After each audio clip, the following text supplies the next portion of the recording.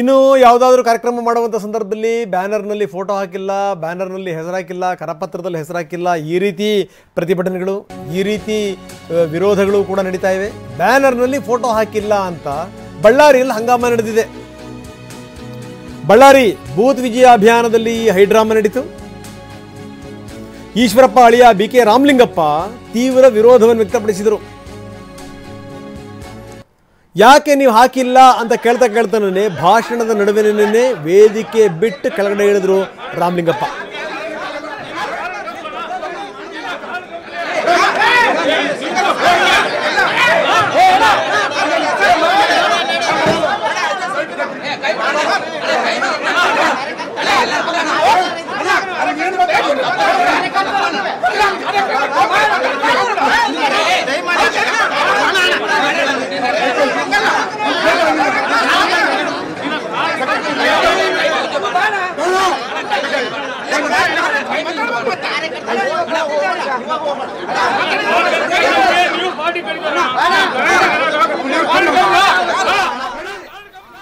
ಬನ್ನಿ, ನಮ್ಮ ಪ್ರತಿನಿಧಿ ವಿನಾಯಕ್ ಈಗ ನಮ್ಮೊಂದಿಗೆ ದೂರವಾಣಿ ಸಂಪರ್ಕದಲ್ಲಿದ್ದಾರೆ. ವಿನಾಯಕ್, ಏನಿದೆ ಕತೆ ಇದು? ಈ ಬೂತ್ ವಿಜಯ ಅಭಿಯಾನದಲ್ಲಿ ನೀವು ಫೋಟೋ ಹಾಕಿಲ್ಲ ಅಂತ ಬ್ಯಾನರ್ನಲ್ಲಿ ಈ ರೀತಿ ಗದ್ದಲ, ಯಾರು ಫೋಟೋ ಹಾಕಬೇಕಾಗಿತ್ತಂತೆ?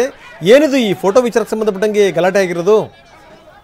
ಖಂಡಿತ ರಂಗನಾಥ್, ಈಗಾಗಲೇ ಲೋಕಸಭೆ ಬಳ್ಳಾರಿಯ ಸಂಬಂಧಪಟ್ಟಂತೆ ರಾಮುಲು ಅವರ ಟಿಕೆಟ್ ಅನೌನ್ಸ್ ಆಗಿರುವಂತದ್ದು.